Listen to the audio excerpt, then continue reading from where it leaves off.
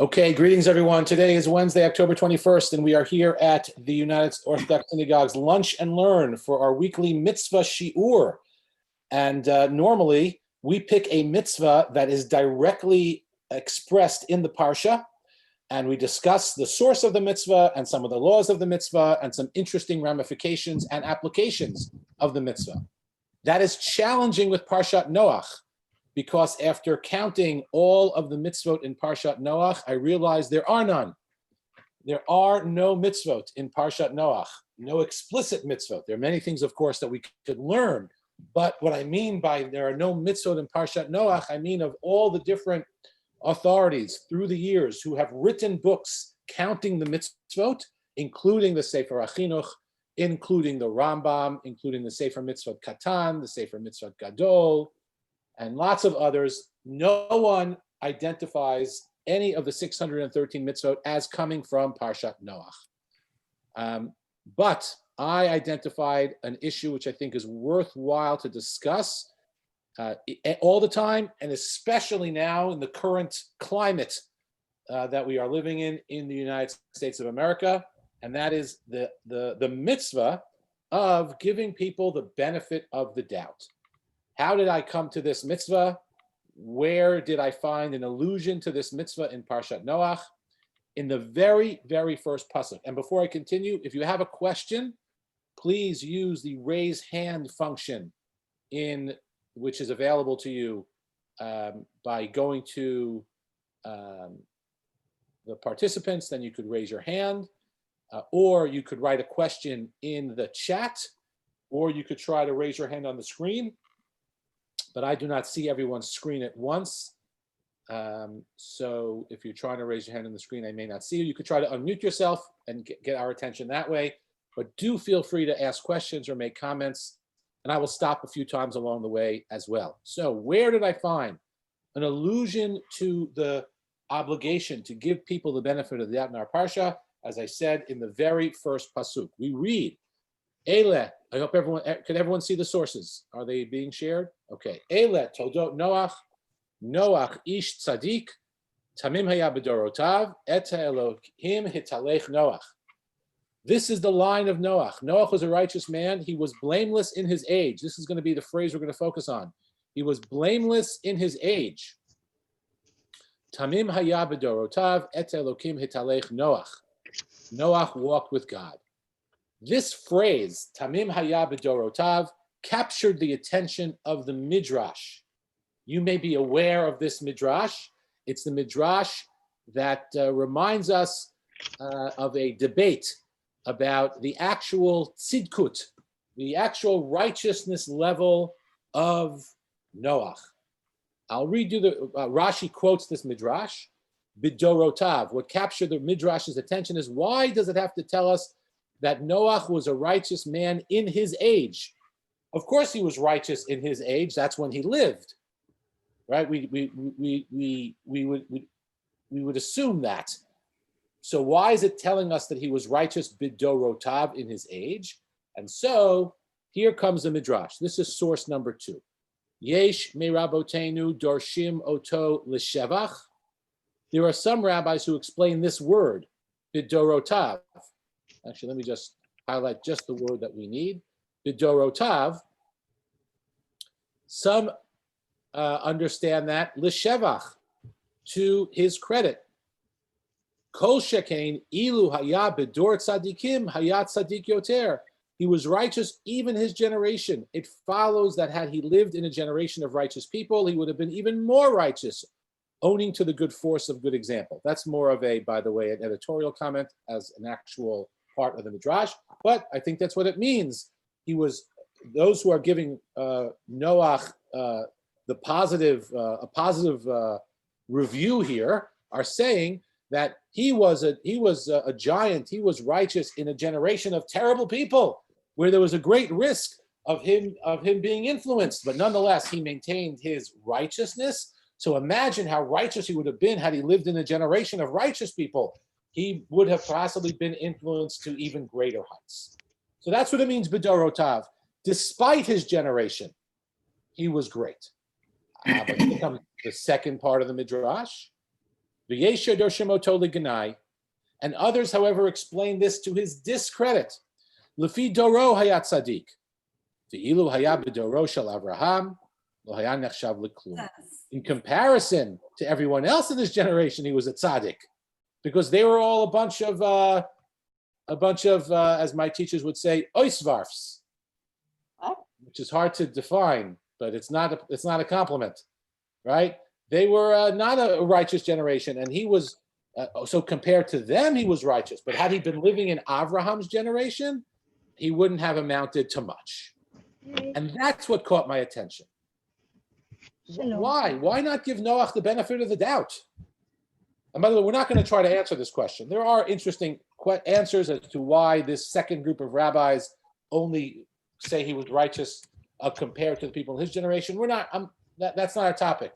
Our topic is giving people the benefit of the doubt. But this is what got me thinking about this: that there's a perfectly good reason, perfectly reasonable explanation of this verse, which is the first explanation of the verse, that Noach was righteous despite living in a challenging generation. Why even suggest that maybe he wasn't righteous? And so when I thought of that question, I thought of, hey, let's talk about this. Let's see how far the obligation of giving people the benefit of the doubt. Do we always have to give people the benefit of the doubt? Always, and to all people? To whom does this apply? Under what circumstances? And so let's delve into some of the details of this mitzvah, because we're going to see that despite the fact that it is not explicitly learned out from Parshat Noach, it's not derived from Parshat Noach, there's a whole school. It's actually quite, maybe not unanimous, but quite prevalent, that people do consider giving people the benefit of that a mitzvah, which is a mitzvah. If it's not a mitzvah d'oraita, if it's not a biblical mitzvah, at the very least, it's a rabbinic mitzvah. But it sounds like a biblical mitzvah, as we shall see. Anyone want to? So the next question would be: is there a source in the Torah for this idea of giving people the benefit of the doubt, or is it just nice? Now, by the way, just nice is also important, right? Just nice is also important. We should always be nice. But is there a source in the Torah for this mitzvah? So many authorities, those same authorities that did not count any mitzvot in in Parshat Noach, do in fact count this as a mitzvah found all the way in Vayikra. And you see it here, chapter 19, verse 15. This is really a verse that is dealing with issues of a Beit Din, but it is interpreted wide in a wide fashion. Lo tasu avel b'mishpat, you shall not render an unfair decision. Lo tisa pnei dal, do not favor the poor. V'lo tedar pnei gadol, or show deference to the rich. B'tzedek tishpot amitacha, you shall judge your kinsman fairly. So this is a pasuk which is guided towards judges, to dayanim, who are, we're told, not to favor the poor, not to show deference to the wealthy, to judge the case on its merits. However, a number of authorities, beyond understanding the verse this way, which is certainly the pshat of the verse, the straightforward understanding of the verse is this way. But beyond that, they say as follows. I'll read you from the Sefer HaMitzvot of the Rambam. He is one of the people who go through the Torah and give us a book which lists all 630 mitzvot. The Rambam does them in two parts, mitzvot aseh and mitzvot lo taseh, positive commandments and negative commandments, as opposed to the Sefer HaChinuch, who is usually our main source of information.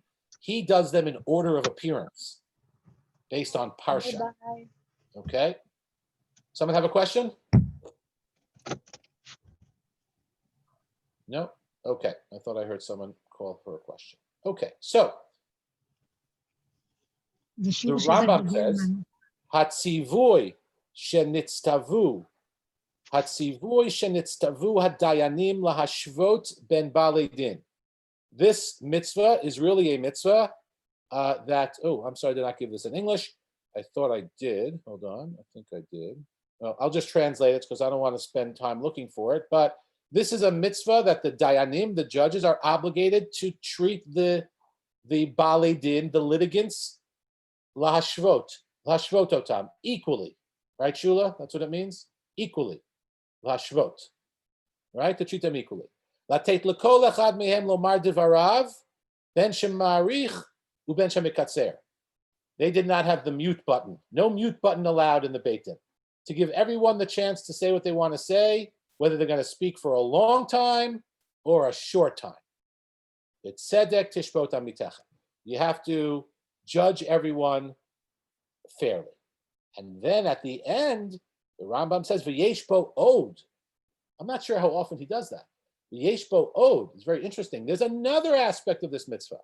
Shechayav adam ladun et chaveiro lekaf zuchut. There it is. That everyone, we are obligated to treat our fellow or to judge our fellow favorably. Lekaf zuchut. V'lo yifaresh ma'asav v'divarav ella letova u'lechesed. And to only interpret their actions and deeds in a way which is favorable and charitable, or favorable and that they are acting with chesed, that they are actually acting with kindness. The Rambam leaves it very broad. Yifaresh ma'asav v'divarav el tov l'chesed. We are only allowed to interpret people's actions in a positive light. Okay? So what we're seeing here in this Rambam is that he attaches it to mitzvah 277, the mitzvah of judging people fairly. In addition to that, an additional aspect of that mitzvah is the obligation to give people the benefit of the doubt. Okay. I'll stop here to ask if there are any comments or questions, objections, thoughts. Okay, Sheila, please unmute yourself, and then Doreen is next. Now, you say had he lived in the generation of Abraham, he wouldn't have been considered a righteous person, but only... That's the second view, correct, yeah. Can you expound on that a little bit? Well, yeah, because he wasn't such a great guy, and compared to Abraham, he was just average. Abraham is the colossal giant of chesed and kindness and righteousness, and Noach was just fair. Just a plain Joe. Just a plain Joe. Just a plain no. Right, exactly. Right, and that's what got me thinking about this idea of giving people the benefit of the doubt. Okay, Doreen, please. And Ellie's next. I was curious, and perhaps you're going to talk about this, but are there any exceptions to... Do you want me to name them by name? That would be so rude. No, I'm just kidding. No, I meant yes. People. I didn't mean people. I meant... I know. I'm just kidding. Yes, of course. There are objections. There are exceptions. Yes, okay. And we will get to those some of those details. Okay. I knew you didn't want me to name names. No. I'll do that when I speak with you privately later. Okay. Ellie. Okay. I was thinking, well, we're not our behavior. We are souls in bodies, and we're not our behavior. So you can dislike the behavior a lot. It can really suck. But you're not disliking the person, because within every person is a spark that you're meant to engage with. And if you don't know about a person, like when I worked at the food pantry, I didn't know all the bad things they'd done. And what I realized was it was really easy to engage them in that moment in time as the sparks and the people that they were. Sure. And a really big lesson for me. And so that's how I see what you're talking about. Great. Okay. Yes, that's true. That was my thought. Okay, good. Thank you for that. Okay, moving right along. Okay, here we go. So we see now, we have an allusion to this in the Rashi that I started with. Then we have a pasuk in the Torah, understood by the Rambam and others, by the way, Sefer HaChinuch as well, to be additionally referring to this notion of giving people the benefit of the doubt. And now we have this amazing Gemara that talks about the benefit of the doubt. A really fascinating story. First a statement and then a story. Amar Rabbi Yehuda bar Shila, Amar Rabbi Yossi, Amar Rabbi Yochanan. Rabbi Yehuda ben Shila said that Rabbi Asi said, that Rabbi Yochanan said, Shisha divarim adam ochel perotein balam hazeh, va'keren kayemet lo l'olam haba. There are 6 things that a person enjoys profits in this world, and nevertheless the principle exists in the world to come. I mean, this is double dipping, right? We're going to get merit for doing these things. We'll get merit in this world for doing these things, but we're not going to spend the principle so that it will still be available to us when we get to the next world. And they are. And by the way, you may be familiar with this because this is part of Shacharit, except for one part of it. Ve'elein, hachnasat orchim, hospitality, bikar cholim, visiting the sick, iyun tefillah, consideration during prayer, hashkamat beit hamidrash, rising early to go to the study hall. By the way, I was up at 5:30 this morning in this study hall. I couldn't sleep, so I checked that box off this morning. V'amigadel banav l'talmud Torah, raising your children to engage in Torah study. And here it is, v'hadan et chaveiro lekaf schut, giving your or judging others favorably. Now, these last 2, by the way, for some reason, did not make it into the siddur. But you could add them if you'd like. So giving people the benefit of the doubt is one of the guaranteed things that we will benefit from in this world and in the next world. And then we have this very powerful phrase. Tana Rabbanan, Hadan Chaveiro l'kav zchut, danin oto l'zchut. One who judges others favorably is himself judged favorably. Now, questions by who? Right? If you judge people favorably, you'll be judged favorably. So it could mean by other people. Right? People will treat you the way you treat others. It could be by God also. That's also fantastic, right? And we'll see that in a minute. And then we have this great story. I'm just going to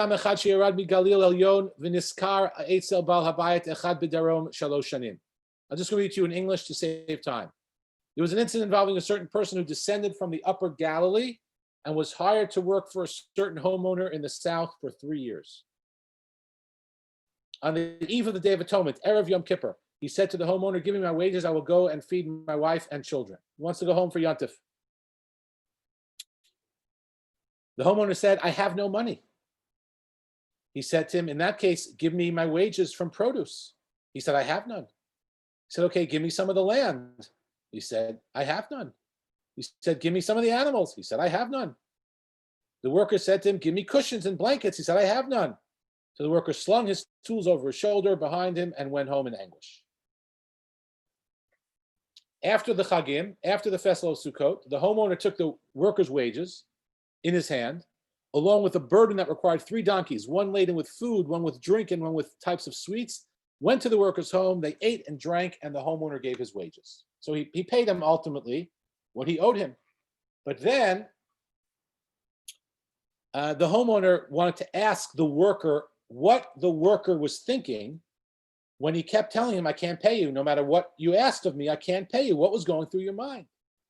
So the homeowner said, "When you said to me, give me my wages, and I said, I have no money, what did you suspect?" I said, "Perhaps the opportunity to purchase merchandise inexpensively presented itself, and you purchased it with the money that you owed me. And when you asked me for animals, and I said I had none, you said, I thought maybe you had rented out your animals to others. And when I said, give me land, and you had none, he said, I thought maybe you leased it to others. And how about when I asked you for produce? What do you think?" He said, "I thought maybe you did not take off some of the gifts, the tithes, and so you couldn't give it to me. And when I said, give me cushions and blankets, what do you suspect?" He said, "Well, I thought maybe you had given everything to the Beit HaMikdash. You have consecrated everything, and nothing was available to you." And so you know what the guy says? Ha'uvda. That's exactly what happened. Kachaya. Hidarti li nechasai b'shvil hurkanus b'ni shelo asak b'Torah. This is a sad part of the story. I vowed all my property on account of Hyrcanus, my son, who did not engage in Torah study. He didn't want to leave it to his son. We're not going to talk about that's a tough thing to do. We're not talking about that. But the point is, I really had nothing. I had nothing. They dissolved all. And when I came to my college in the South, the sages of the generation, they dissolved all my vows. At that point, the homeowner had immediately gone to pay his worker. Now the homeowner said, Kishem shedanti l'zchut, hamakom yadin odcha l'zchut. Just as you judge me favorably, may God judge you favorably. So this is an illustrative Gemara, which on some level gives us an understanding as to how far one may go. I'm not even sure whether this is necessary or not is an interesting question. We'll get to that. But how far one may go in giving people the benefit of the doubt, right? It is really a guy really had to be very imaginative to come to this level of giving him the benefit of the doubt. So I share that Gemara with you after we've learned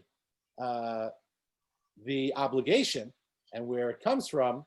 A Gemara that illustrates for us. These are such wonderful Gemarot when we have them, because it doesn't just tell us the rules; it illustrates in a story. It's much easier for us to understand how far one can go in this situation. Okay, I see Nelson has a hand up, so go ahead, please. Just unmute.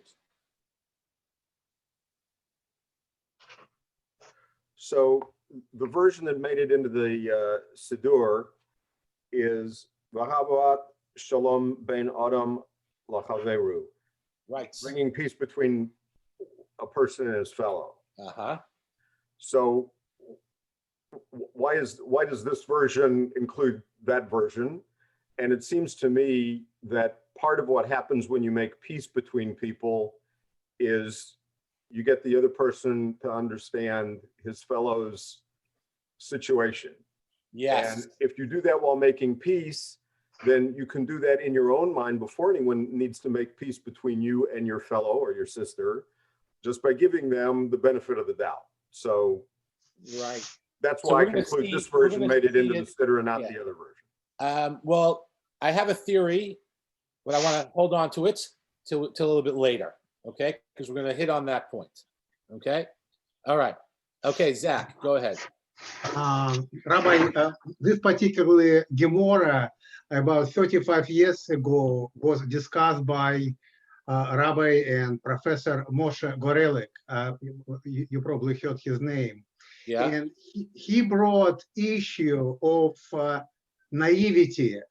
Could person what was discussed of being simply naive? And he said that we live in a world where people with this characteristic would be called naive, and our world is very cynical.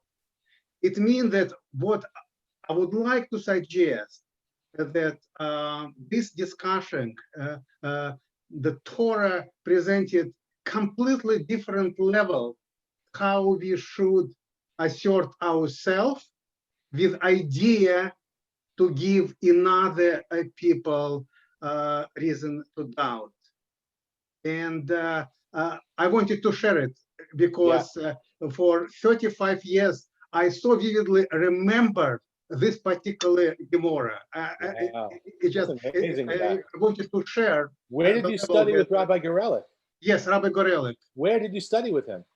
Oh, I was a member of his the synagogue where he was rabbi, North Belmore, Young Israel of North Belmore. Sure, in Long Island. Yes, on Long I Island. used to play hockey in Belmore. Ah, okay. Yeah. Langsman. Yeah. Okay, Yes, great. yes. I just thought that his merit deserves to be mentioned exactly regarding Thank to you. it. Yeah, I mean, it's a different standard. It is actually a different standard, and the person reading this would think, yeah, this worker was naive. He was played. He was played. Yeah. Okay. We're going to take one more comment from Nitza, and then we're going to get to answer at least partially Doreen's question, if there are any exceptions to this rule. We'll start learning some sources that give us some of the parameters, contours of this. Of course, this is all based on the Mishnah in Masechet Avot that says, here it is, have a danat kol adam l'kaf zchut. We should judge everyone with the benefit of the doubt, but the Mishnah just leaves it at that and does not give us any color. So we need to fill that in. Okay. Go ahead, Nitza. And here's my question. Aren't we dumb to believe those things? That everything should be judged for good, even between nations? Somebody will take advantage of us. Excellent. What is Excellent going question. on? Where are all the sages to take care of those people who are being taken advantage of? Yes, that's a very good question. I think part of the answer is going to be in the next couple of sources that we're going to read. I think also the similar thing applies with nations, meaning if something happens on the American-Canadian border, I think the Americans and Canadians are going to give each other the benefit of the doubt. If something happens on the Israeli-Syrian border, I think they're not going to, because there's a history there. And I think that's a big part of this. So let's jump into that, because I think that's a very, very good point. Okay, so this is the Rambam's commentary on the Mishnah. The Rambam wrote a lot of things, Maimonides. He also wrote a commentary on the Mishnah. I'm sorry I do not have this for you in English, but I'll read it and translate, and we'll see that there are different levels of relationships, of knowledge of people that are going to affect how, in fact, we apply this statement of giving everyone the benefit of the doubt. So here comes the Rambam. The Rambam is quoting the Mishnah in Masechet Avot in Chapters of Our Fathers. In Yanenu, our topic. She'im yihiyeh adam she'eno yodea lecha. The Rambam first begins by talking about a person you do not know. Lo tedaim tzadiku o rasha. You don't know if they are righteous or evil. You see them doing something or you hear them saying something. She'im yifurash ba'ofen ma hareyu tov. Im tifrashuhu ba'ofen acher hareyu ra. You could interpret this action or this statement in two ways. One for good, that the person had good intentions, what they did was fine, and one negative. Says the Rambam, Pirshuhu lit kitov va'al tachshov bora. Also goes to part of Nitza's question. You don't know this person. There's no reason for you to assume that this person is bad. Give the person the benefit of the doubt. Now, by the way, this does not mean if someone says to you, I would like to borrow $1,000 and I'm going to pay you back, that you don't take necessary precautions to make sure you're going to get paid back. You know, there's no mitzvah Nitza to be a shmata either, right? There, we do have to, like you said, we have to find a middle ground here. But here someone did something. You heard about it, you read about it, you even saw it, and you have options. So says the Rambam, you should judge it favorably. Aval im haya ish yadua shu tzadik umefursam b'maseh tov. Now we're going to a person that you know is a righteous person. V'nirelo maseh shakol techunotav yoreh al hayot maseh ra. Now we have a problem. You know this person's to be a righteous person, but they're doing something which, no matter how you turn it over in your head, it seems like it's pretty bad. And the only way to interpret this positively is through some serious mental gymnastics. Right? And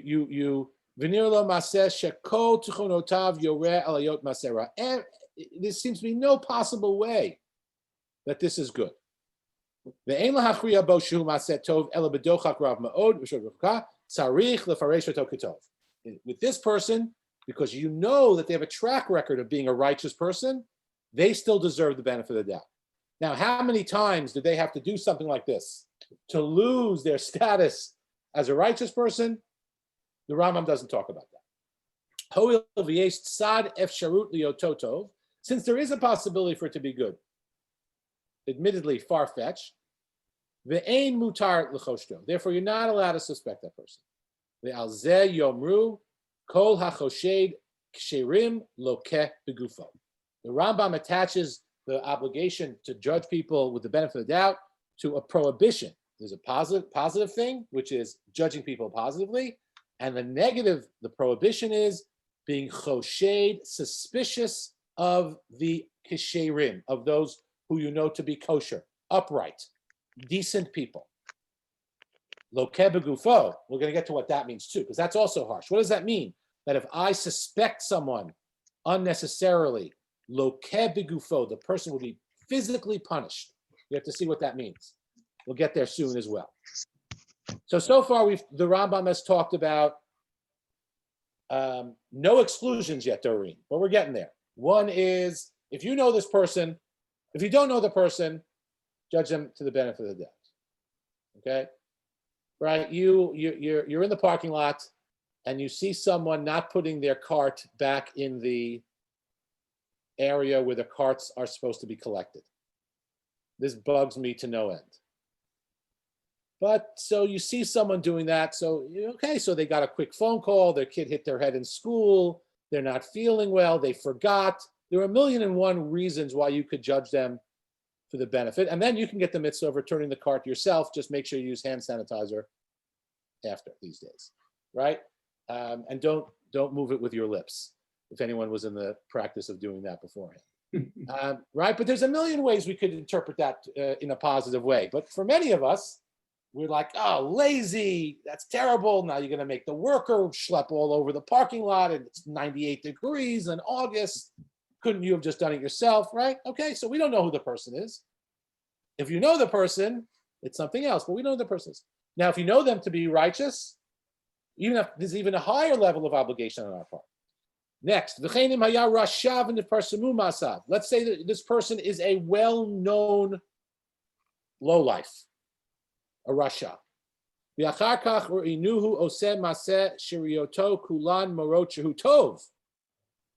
see a person who you know is a bad person, they're doing something that seems to be very good. On the other hand, if you really try hard, if you really squint, you could find the negative interpretation of what they've done. Here's the exception, Jeremy. If you know the person to be a bad person, and it is so hard for you to give, in this case, to understand what they're doing charitably, beware. But that's because that's the border between Israel and Syria, not the border between Israel and Canada. Between America and Canada. Right? You know this person has a bad track record. So like we said, Nitza, there's no reason, there's no mitzvah. It's actually not allowed to put yourself at risk. It says, you have to protect yourself against this person. Okay? Like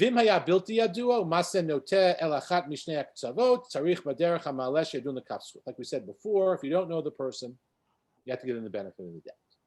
So far we've seen one exception, Doreen. Person you don't know gets a pass. Person you know to be righteous that does something which looks really bad gets a pass. Person who's really bad, who does something, and the only way to interpret it in a righteous way is really through some, again, mental gymnastics. Hishamer mimenu. Be careful. It doesn't mean you have to, be mean, but you don't have to go into business with the person or lend them money or etc. Okay? That's how the Rambam understands it. So this is interesting. We've gone from a Mishnah that says, Have Dan, and what's the word in the Mishnah? Et kol ha'adam. Every person, the Mishnah says. The Rambam says, well, not really every person. Only a lot of people, but not everyone. Okay. Why don't they do it here? Sorry, Nitza?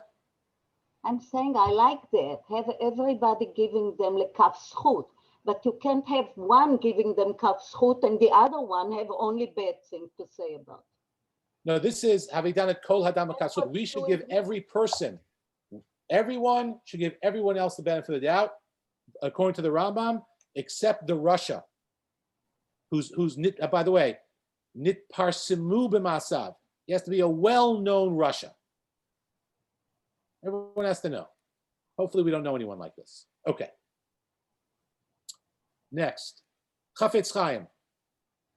Chafetz Chaim, we know, Yisrael Meir HaKohen Kagan, 1838 to 1933, famous for writing the book about Lashon Hara, Shmirat HaLashon, about speaking ill of other people and spreading gossip, even if it's true. And he also wrote other books related to mitzvot, ben adam l'chavro, interpersonal relationships, and wrote one of the most important commentaries on part of the Shulchan Aruch called the Mishnah Brura. I'm sure many of you have heard about that, the Mishnah Brura. Okay. So he wrote this about this mitzvah. V'da'od klal gadol vikar b'inyanim elu imhu ro'eh adam shediber davar o asa ma'aseh ben mima sheben adam l'makom o mima sheben adam l'chaviro. You saw a person do something or say something, whether it's interpersonally or religiously. V'yesh lishpot divaro maseh l'tzad hatov l'tzad hazechut. And there's an opportunity. There's a good reason why you could explain it positively. Im ha'ish hahu yarei elokim nitchayev ladun oto l'kaf zchut afilu medavar karov v'noteh etzel hadat yoter l'kaf chova. Like the Rambam said, if the person is a God-fearing person, you don't be a good person, you got to give them the benefit of the doubt.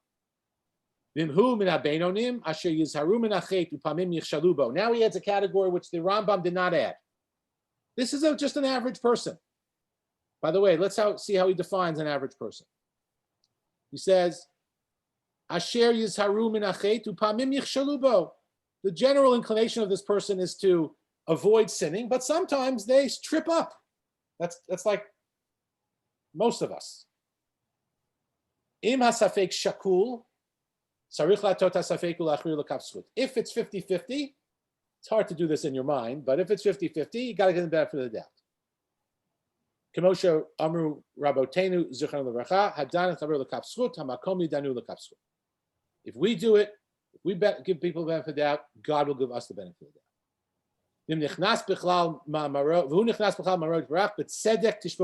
Like we said before, the verse in Vayikra in Leviticus, this is part of B'tzedek Tishbot Amitecha, which is that verse which we should judge people fairly. Okay. So he adds a little bit more to this, Doreen. This is just the Rambam is a little more complicated because he only tells us we really have to try hard to give the benefit of the doubt if we don't know the person. But let's say we know the person. So the Chafetz Chaim says, yeah, if you know the person, you know that generally speaking, they try to keep the mitzvot, but sometimes they trip up. Okay, if it's 50-50 in your mind, give the benefit of the doubt. Okay. I want to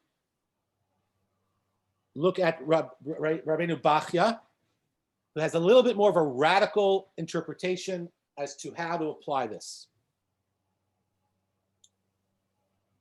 He's commenting, of course, on the Mishnah. Vavedan et kol dam l'kaf zchut. Davar hanikar le'inayim shu inyan ra u davar avera i'efshar bazel ladon l'zchut. Something which is clear and obvious. That's a sin. We can't give it the benefit of the doubt. But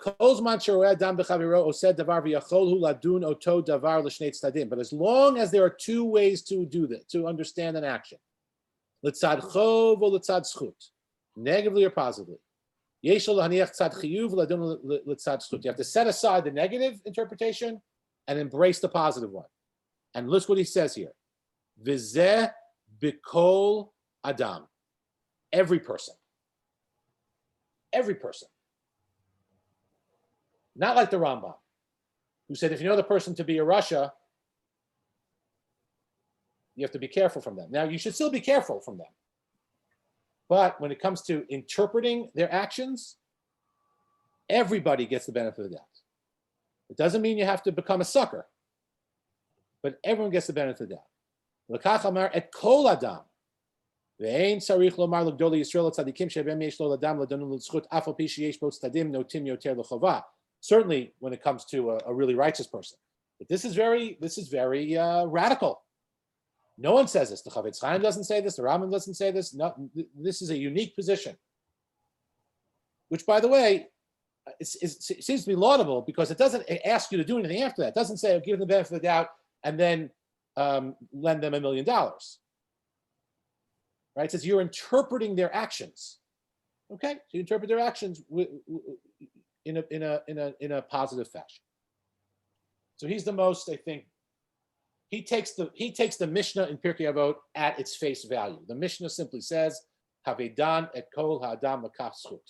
Judge everyone favorably. He says, "Okay, that's what it says. That's what it says." Only exception is if you see someone, actively doing a sin where there's no way out of it. There's no way to interpret it. You see someone about to murder someone, you say, "Don't kill that person. If you kill that person, you're in violation of a Torah law." And the person says, "I know, and I'm still going to do it." Okay, maybe that person doesn't get the benefit of the doubt. Although we'll see that maybe he can, even that person can. We'll see. Okay? All right, that's Rabbeinu Bachya. I want to look at a really fascinating source from a great book called The Right and the Good. You see the cover on your screen by Daniel Feldman. I think Rabbi Feldman was here as a scholar in residence a few years ago. He's a teacher at Yeshiva University, and he wrote this wonderful book called Halacha and Human Relations. He wrote another book on Lashon Hara and another book on Chesed and kindness. He's like a modern day Chafetz Chaim in terms of what he writes about. And he reminds us that we really have to look at the person as a whole and not just at the action. Sort of what Elisheva may have been alluding to before. And we have to look at the entire person before we engage in these judgments. So I'm just going to read a couple of sentences, really important. After the proper precautions have been taken, again, this is a nod to you, Nitza, right? You have to be careful. However, it seems that there is a place for generous evaluation of all individuals. A popular interpretation of the Mishnah Pirkei Avot focuses on the detail of the language used. In formulating the obligation to be dan l'kaf zchut, to give people the benefit of the doubt, the object of this endeavor is identified not merely as kol adam, every person, but kol ha-adam, which means all of the person. Havedan et kol ha-adam l'kaf zchut. Which, by the way, just going back to the Rabbeinu Bachya, he does not have that version. His version is kol adam, every person. But there are other versions of that Mishnah that say kol ha-adam, the entire person. Now, by the way, the result may be the same.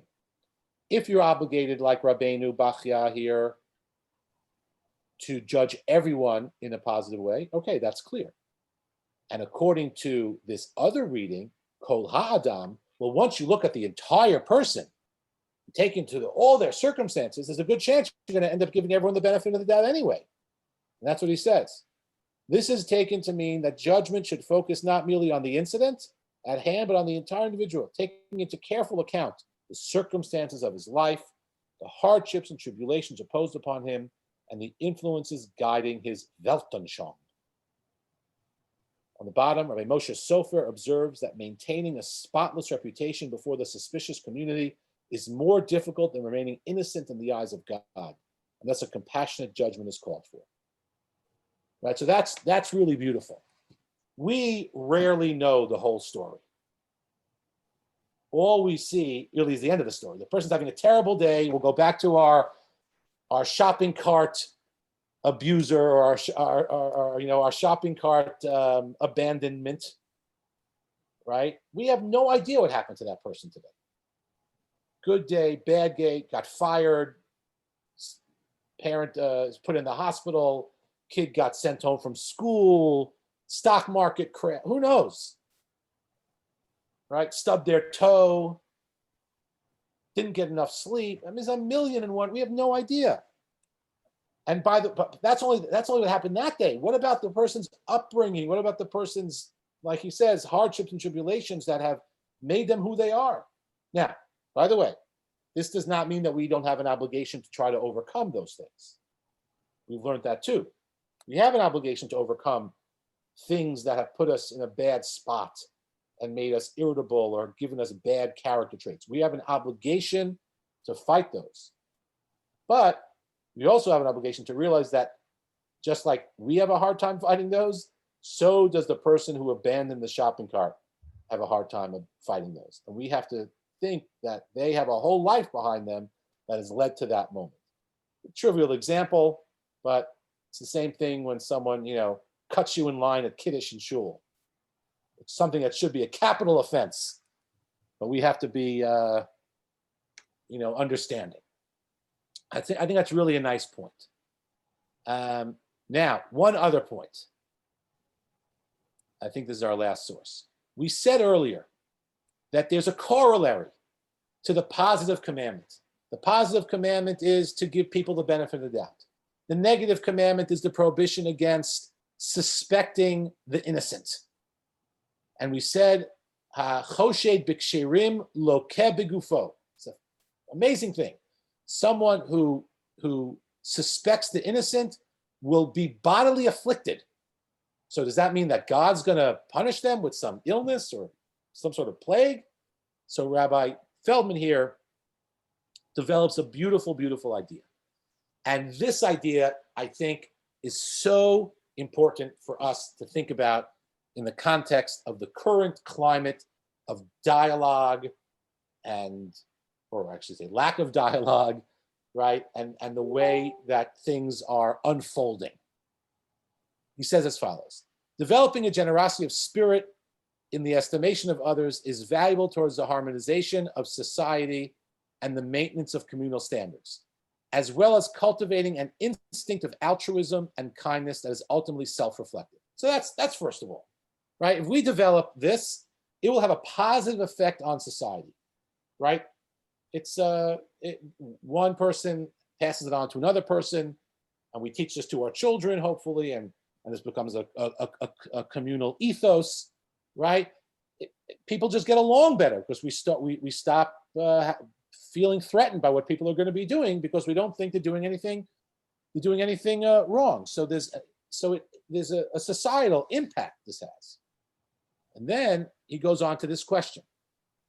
Rabbi Yehuda of Prague, this is the Maharal, makes a similar observation concerning the prohibitive correlate of the obligation of dan l'kafsut, right? The positive and the negative. The transgression of choshed b'ksherim, suspecting the innocent. The Talmud warns the one who does so will be bodily afflicted. Lokeh begufo. Moshe Sofer questions the propriety of this penalty, noting that tradition holds that heavenly retribution does not begin with physical punishment. The Maharal explains that no punishment is involved. When it says if you suspect the innocent, you will be bodily afflicted, that's not a punishment. That's a direct outcome of our own behavior. Maharal explains that's no punishment. Rather, the cycle of suspicion an individual initiates will ultimately ensnare the instigator in its consequences. It thus falls to society, to the individual, to ensure that generosity and understanding dictate the policies of interpersonal assessments. If we start questioning the innocent, it's going to come back to haunt us. And then it's going to create a society that is just unsustainable. Lokeh begufo, what I think that means is that, we end up being physically harmed because our society falls apart and our safety net dissolves when we start suspecting the innocent. So that's what it means, lokeh begufo. Now, there was one other source, which I thought I had. Oh, here it is. I want to see this on the bottom of page 8. This is so powerful, and that's going to be the last thing for the day. And then I'll open it up again for comments or questions. Rabbi Eliyahu Dessler, you see 1892 to 1953. He wrote the following. I'll make it a little bigger. Hachiyuv ladun l'kaf zchut ba mikoach v'ahavta l'recha kamocha. This is something fascinating. I never saw it before. He says the obligation of giving people the benefit of the doubt stems from another mitzvah. V'ahavta l'reacha kamocha. Remember, we said it stemmed from the mitzvah of judging people favorably. He says maybe there's also a root in this mitzvah of giving of loving your neighbor. Why? Kemo she'adam mechapes umutzaz zechut la'atzmo al kol ma'asav hamakulkalim. We are really, really good at giving who the benefit of the doubt? Ourselves. Ourselves. So love. Ourselves. No matter what we do, we find a way to justify it. Even if all of the exclusions, they're ridiculous. All the explanations, they're ridiculous. If that's how we treat ourselves, well, then we want to treat others the way we want to be treated. So since we actually do treat ourselves that way, we have to at least go as far to justify other people's actions as we would go to justify our actions, and we go pretty far in justifying our own actions. Im eino osekein, listen to this is powerful. Those are the good old days when rabbis could say things like this. I'm just reading someone else's words, by the way. Im eino osekein, if you don't do this, ein ze mishum shepitom naaseh chacham u'bekeach. It's not because all of a sudden one became wise and insightful, and meaning you understand people's actions. Ela mishum shechaser lo bi'ahava. It's really only because you lack love of other people. Right? If we stop giving people the benefit of the doubt, it's not because, oh, now I have special insight into the person. No. He says that's just because we don't have the requisite amount of love for other people. Really, really very powerful, and I think very insightful. So we discussed the mitzvah of judging people favorably, giving people the benefit of the doubt, which stems from the rabbinic negative judgment of Noach. And now that you have some of the parameters, you could try to figure out why the rabbis did not all judge him favorably. And from that, we jumped off to the source of the mitzvah, Vayikra, or maybe in V'ahavta l'reacha kamocha, some of the contours of the mitzvah, to whom it applies, to whom it doesn't apply. Does it apply to everyone or not? The beautiful point, kol ha'adam, that we have to really look at a whole person before we're able to judge them. And that's the mitzvah of Havedan et kol ha'adam l'kaf zchut. I hope you judge this class favorably, and I wish you all a wonderful, wonderful day.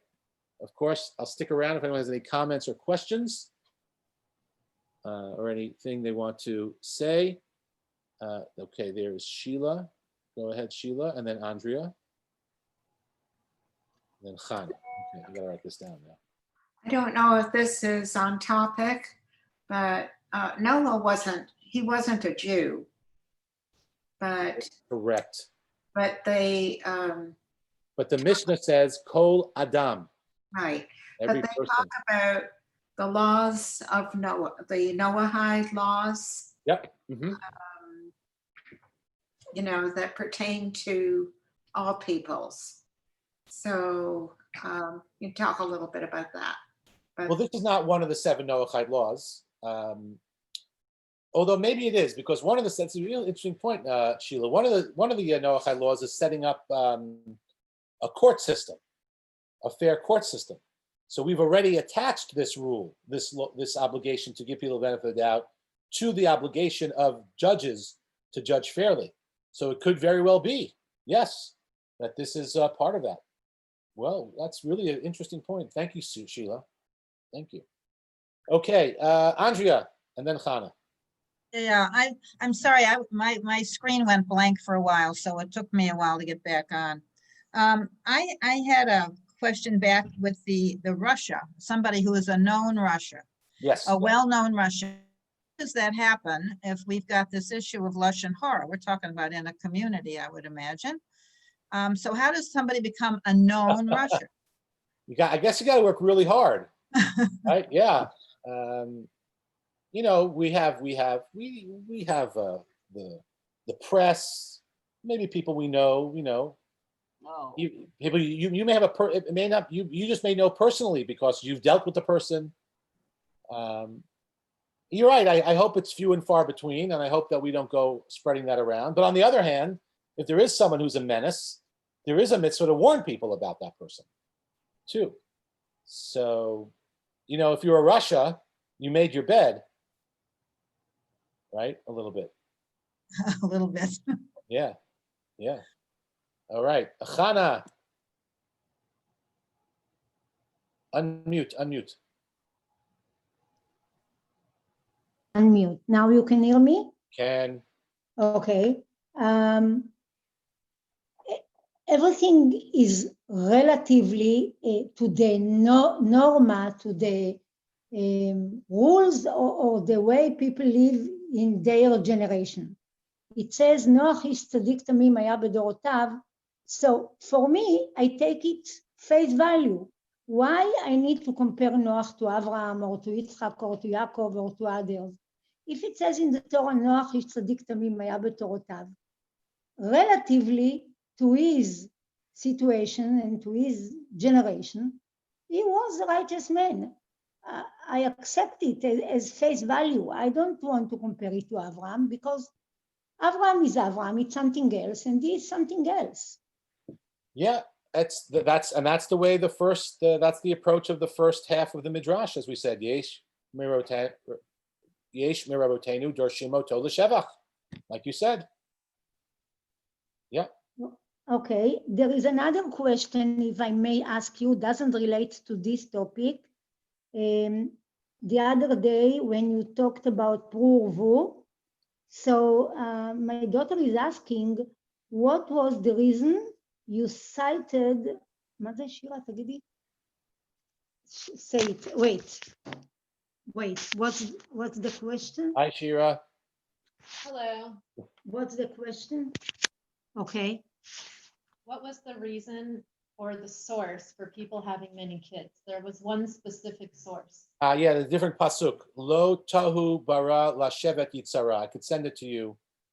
A separate pasuk, because once people have a boy and a girl, they fulfilled the mitzvah pruvu, but there's a different level type of obligation to continue populating the world. I see. Okay, thank you. You're welcome. Okay. Thank you. You're welcome. Ellie. Just unmute. There's a lot of preoccupation with other people's behavior. How does that match up with the fact that when somebody does something, they're meant to be a reflection for you to look upon yourself and see, whether your behavior needs mending? Like, this is very much, so if you give the benefit of the doubt to the other person, and then you have to look at yourself and say, oh, I've done that too, and you can give the benefit of doubt to yourself. Yeah. Well, being a human requires us to be very honest with ourselves and not to use those types of mental tricks. That's exactly what Rabbi Eliyahu Dessler is warning us against, right? When he said down here that we're very quick to judge ourselves favorably, but not everyone else. We have to be careful. We have to judge everyone favorably. We also, by the way, I guess if we're gonna accept the reading of the Mishnah, Kol Adam, every person, we also have to judge ourselves favorably. I mean, we shouldn't be so hard on ourselves. That's also a dangerous, and you know this better than I, psychological problem when people judge themselves so harshly, right? That could become a mental illness to a degree. So we have to go easy on ourselves while at the same time trying to find that place that says, oh, I could do this a little better. I could learn a little more Torah. I can give a little more tzedakah. I could be a little more patient. I could spend more time with this person without saying I'm a terrible person. I'm a nothing. My teacher Avi Weiss likes to say, God doesn't make junk. So we have to remember that. But does that mean that we're all perfect and there's no room for improvement? No, and that's a balance. It's very sensitive. But religions have to be very careful about this, because we could push people over the edge if we start interpreting the religion that we're never good. We're never good enough. So we have to find that balance. You're right. So that's the danger with only learning one mitzvah. Another time I guess next time I teach this, side by side, I should teach them aspects of self-respect and confidence and what it means to be be created b'tselem Elokim, and that we are wonderful. Yeah, I think that's important too. 100%. Or as my Zaidi would say, 100%. Okay, everybody. I wish everyone a Yom Tov, a Yom Na'im. Enjoy our weather as it gets cooler. It was great to see you all. Hope to see you again tonight. Don't forget tonight, fun program tonight. RBG, this one, on the other RBG, Ruth Bader Ginsburg, at 8 o'clock on the same channel. Some great videos and some discussion of where her approach fits in to Jewish law and Jewish thought. So have a wonderful day. Hope to see you later. Bye. Hitraot. Me Shalom, too. everyone.